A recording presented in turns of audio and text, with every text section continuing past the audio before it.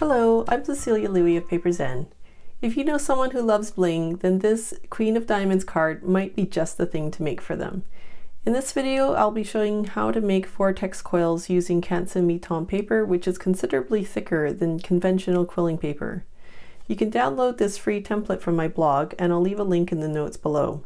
Before we get started, don't forget to subscribe so you'll be notified when I publish new videos. The letter Q is similar to the letter O, but obviously we've got this little doohickey to deal with. So I'm taking the strip for the inside part of the letter Q, and I'm just going to soften it. Just like the letter O, I plan on joining that around either here or here, because to join on these ends is a more acute kind of angle. So I want the join to be on one of the sides. So as you can see, as I'm shaping this, these two ends need more burnishing.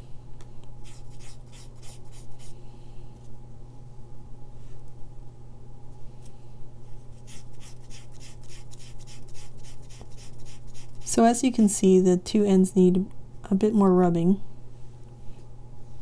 And I always set it back down and just kind of grab where I need to rub.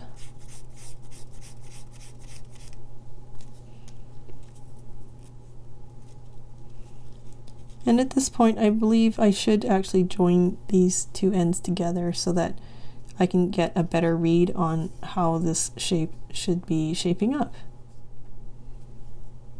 I'm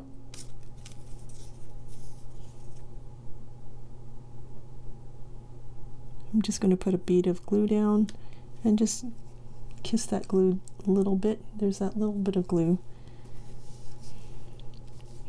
And I'm just going to use the side of my piece of plastic, which has a ridge here, and just kind of use it to help guide my two strips together, my two ends together.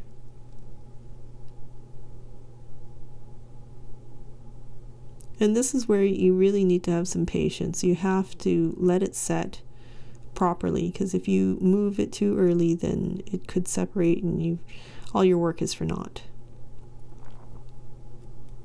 I am using the table surface and the edge of this card for alignment, so I've got two sources of alignment, which helps.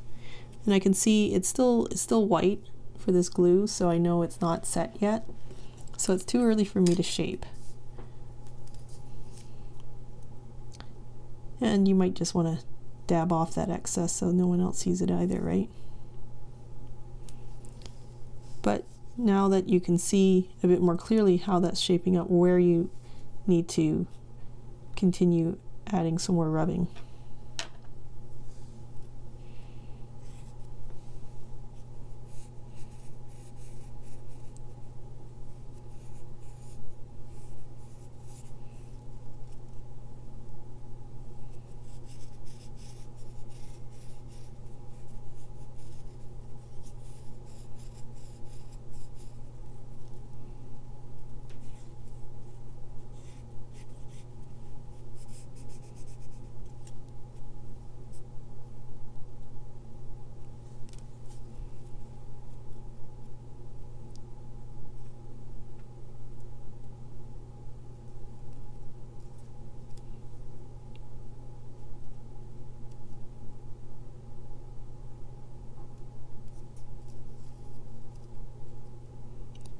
Now that just kind of, that's not too bad, right? I think if I fuss more, it's just going to get things worse. So I'm holding on to the joins because it's still still setting, and I'm just kind of testing how close to the mark I actually am. So gripping it just kind of makes sure it doesn't come apart, but I think I'm okay with that. Now for this part of the Q is the longest part. Okay, confession time here. The pattern was, when you actually go through my book and make this strip, it's just a little bit shy of 11 inches. And you know, for you guys at home, maybe you know, you're gonna care and cut this strip from like a larger sheet than 8.5 by 11. It's what I had on hand in and basically, because I really want to get this video done, I'm just going to go ahead with it, and this piece here is just a little bit short. So if you're doing this same letter Q, maybe you guys can just kind of reduce it down a little bit so that your strip is one whole length of 8.5 by, well, 11. So I already know that this part is going to come out and this part is going to come in. So I'm just going to tackle this part here first.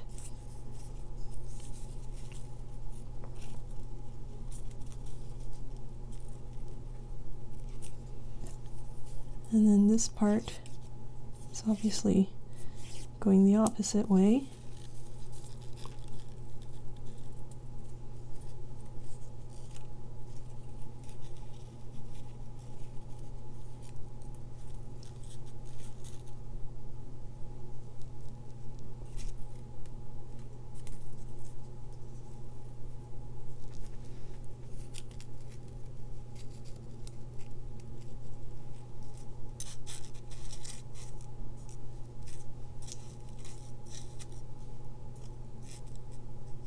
Yeah, actually that's not too bad.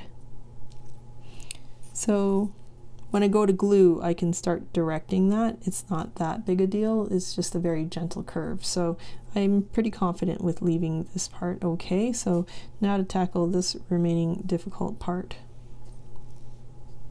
So I'm just going to rub a bit more here because, as you can see, it starts leaving that curve there.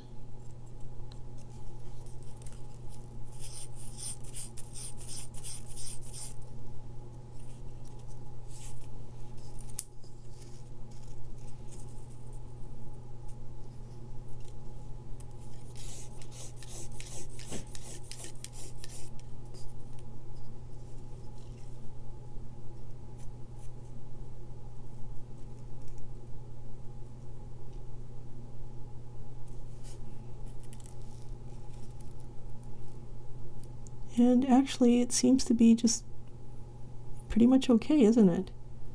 And I'm going to just dip the piece in part of the glue, so not all the way. This way I get to control how much of it I'm going to put down.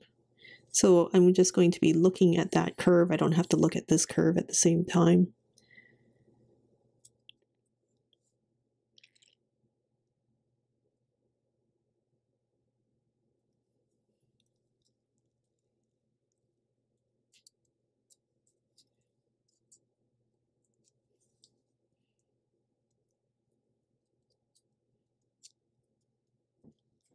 Now, because I'm filming, you guys can't see this, but because I'm filming, I can't actually be on top of my work, which is how I normally work. When I'm looking at it from the side, it's actually a little harder to see where I've traced my letter. So when it comes to your turn, hopefully you're going to have a lot easier time than I am having.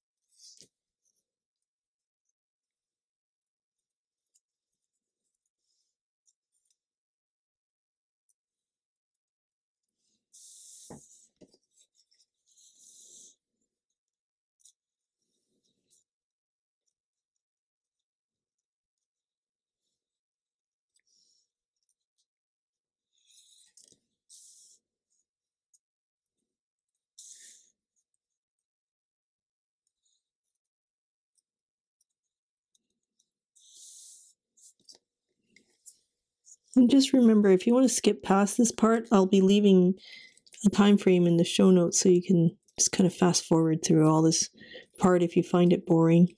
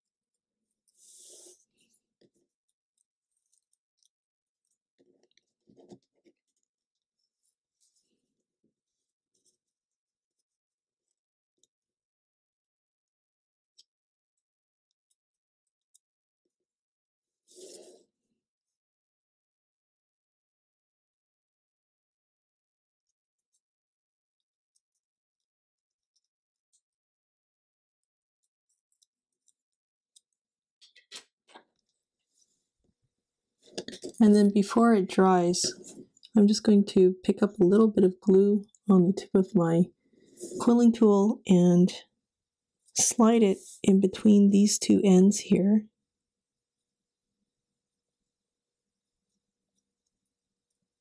And bring that join together. So let's start on making the crown. The first piece here is the outline of the crown on the top part. So I've already pre-measured my strip, and these dotted lines are where you need to fold. So basically, if you just take your quilling needle and score along those dotted lines and cut on that length, then you'll have this piece here. So to create the curved parts of the crown, I ignore the two bits on the end because we want those two to be straight, and we want the parts in the middle to be curved. So I'm just going to rock the paper back and forth, rubbing it into my finger against my crochet hook. You could do it with your quilling needle, but I just found it's easier with a crochet hook for myself.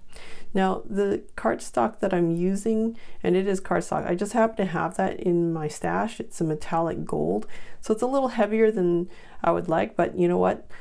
Color trumps the thickness of my paper.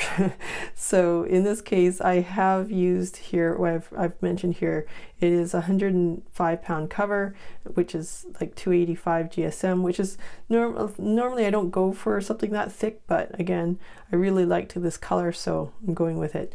But I'm sure whatever you guys have in your stash is just fine. So now that I've rubbed those curves in, I'm going to go back and just recrease those folds because I like them sharp. And following my template here, you can see I just tend to lay things back on my template to make sure is it how I imagine it's going to be.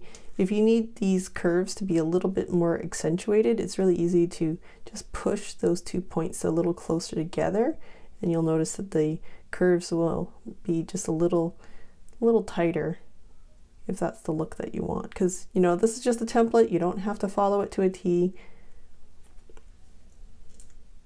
And that's more where it's going to make it a little easier for me when I go to glue. So that part's done. So part number 2 is just these circles on the top. And you don't have to use what I'm using. Whatever you have around your home, that's fine. I'm just using a crochet hook, and you can see as I place my crochet hook against the template is actually much larger than the crochet hook. That's because it's accommodating for this thickness of paper. So again, just use this as a guideline. If you don't have a crochet hook like this, that's okay. Just adjust these circles to whatever you've got. So to get this length that I have here, I just wrapped it around my crochet hook and saw where those two pieces are meeting up with each other. And then I just use my fine tip glue bottle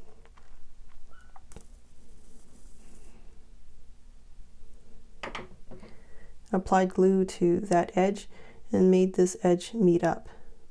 So you really need to have some patience here until it sets. Once it has, you can just slide it off and you've got a really nice circle. Just make sure that you hide that seam line against that point of the crown so no one can see where that join is. Now for the diamonds in here, they're just 4 sides really that come together, and again I'm just going to use direct glue here. Just give that a fine line, and I just eyeball it and put those two pieces together.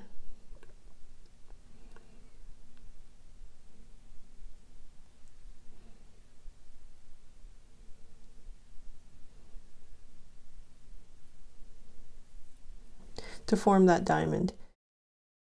Now before I put it in there, I took the Brilliance Galaxy Gold and just dabbed it with some gold on top, and it just gives it a hint of a shimmer against the edge of my red, just to, you know, bring some contrast and cohesion with the rest of the gold in the piece.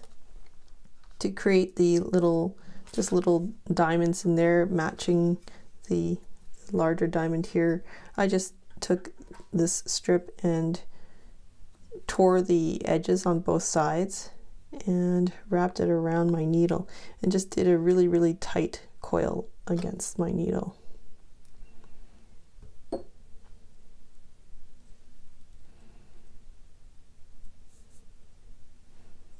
And again, I dabbed that against the Brilliance Gold and had some matching jewels along with that diamond. Now this is saving the easiest for last. It's just basically the top part of the bottom part of the crown that shows up against the top part of the queue, and all I did to do that was just create a gentle curve. And you know, you might not want to follow this exactly, because if you glued your crown against your letter in a different fashion, you might need a little bit more length or a little shorter. So I would actually triple check against your crown and use a pair of tweezers to, you know, kind of mark exactly where you need to cut and then snip there, so that way you can customize it to how your design is turned out. In a previous video, I showed how to make the Vortex coil using traditional standard quilling paper, and as lovely as that is, with my Quilling Letters book, I'm doing everything with Canson Miton paper, which is a lot thicker, heftier weight. I'm using a wider width of strip. All that comes into play when you're creating coils like this, because size does matter in this case. So this is what it looks like in comparison. This is the traditional quilling paper. This is one strip of 11-inch Canson Miton at 1/4 inch in width.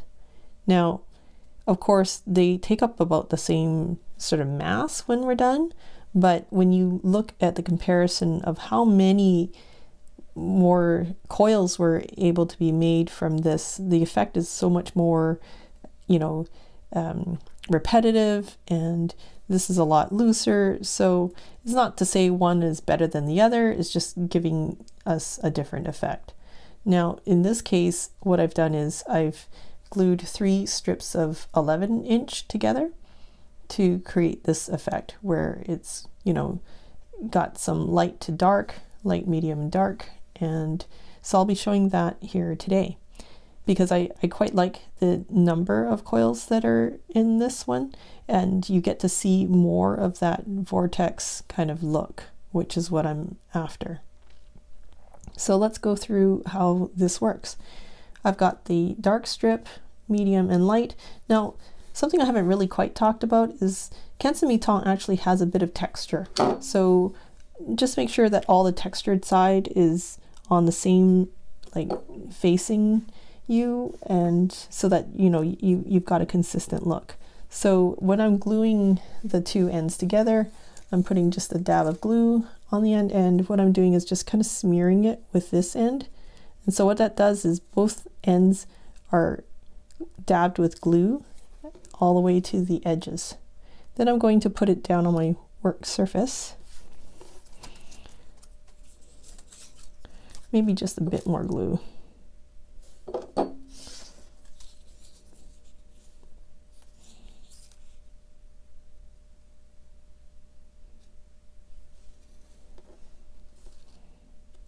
And then I'm going to put it on my work surface, the two edges, and line them up. Now, do you see how the lighter strip is on top of the darker? Keep that same repetition going on for this lighter strip as well.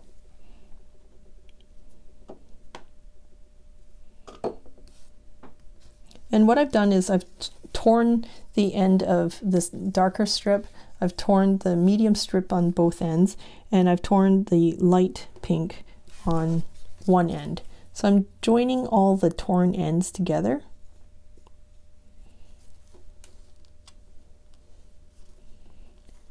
So in other words, the only area that is a blunt cut is this end and this end, because we want these joins here to be as smooth as we can. So taking my quilling tool, I'm just going to soften my strip. And when I soften, I'm thinking of the lighter strip being in the middle. So when you look at this strip, that obviously says, to me, it's obvious, that the lighter strip being on the inside, this is on the outside. So when you're softening, soften this way, because this strip here is going to be on the outside coil. I hope that makes sense, right? So you don't want to soften in this direction. Do you see why? Because then the darker strip is on the inside of the light one. We don't want that. We definitely want this, right? So the darker strip is on the outside when we finish coiling. So let's get started in softening. And I soften because I just find it gently tells the pulp what direction I want it to go. You don't have to do this, but it's just one of those things I do.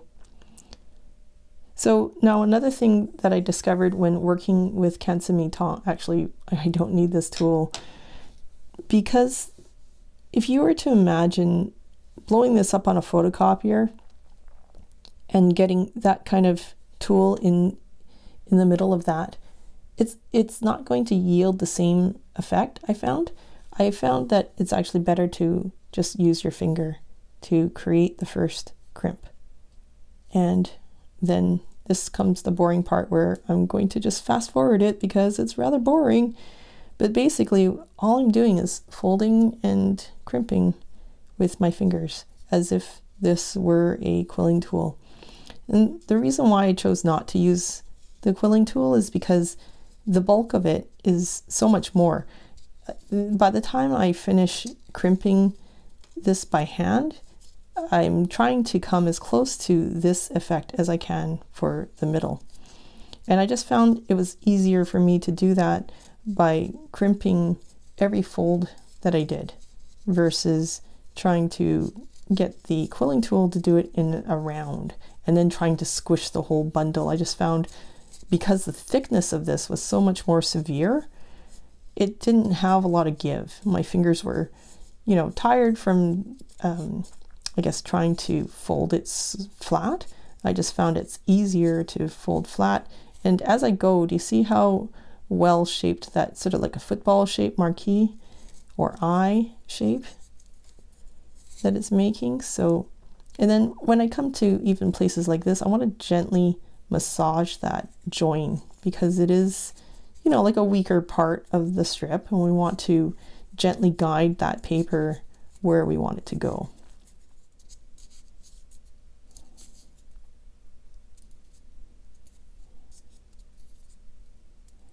So here we are at the end of it, and as you can see how thick that is, it would have been hard for me to have pulled that off the quilling tool and then crimp that by hand.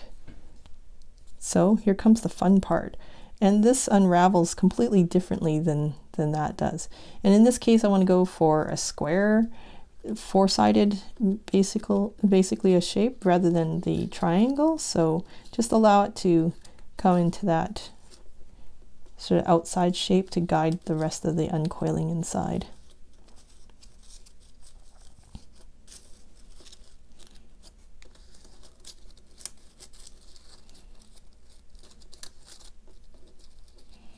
Now, because I just want to secure this corner right away, just so that I don't have to think about holding it anymore,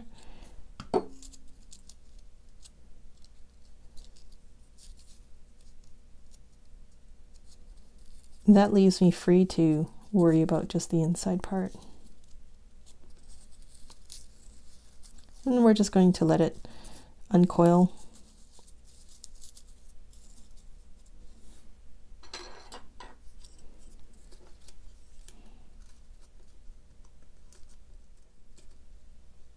And because this paper is so much larger, everything is so much bigger, I actually found it a little easier to work with, because the corners are so much more defined and reachable. But you know, the small one's cute too, with the traditional paper. So now you can see how these corners are not super sharp. So I'm just going to gently poke them into one direction, and what that allows me to do is then crimp the side a bit more severely, and then do it to the other side. See how much more defined it becomes? And then I'm going to do obviously the opposite side. And then it just kind of takes on its own shape. And again, you can sort of twist it every which way to determine what's the kind of vortex that you're looking for. So you could have a straight-sided diamond, but actually I kind of liked using my fingers to give it yet another little slight dip.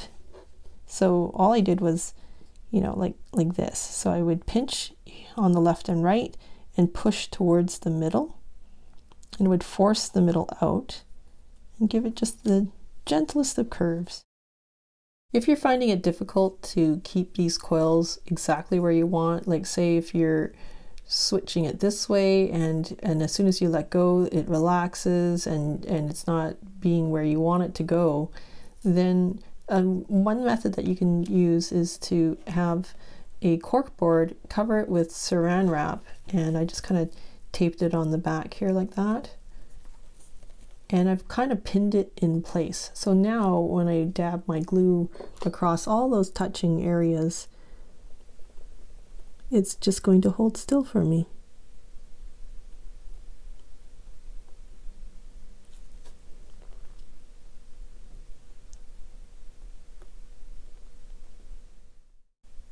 So just put something across it to help keep all those coils even.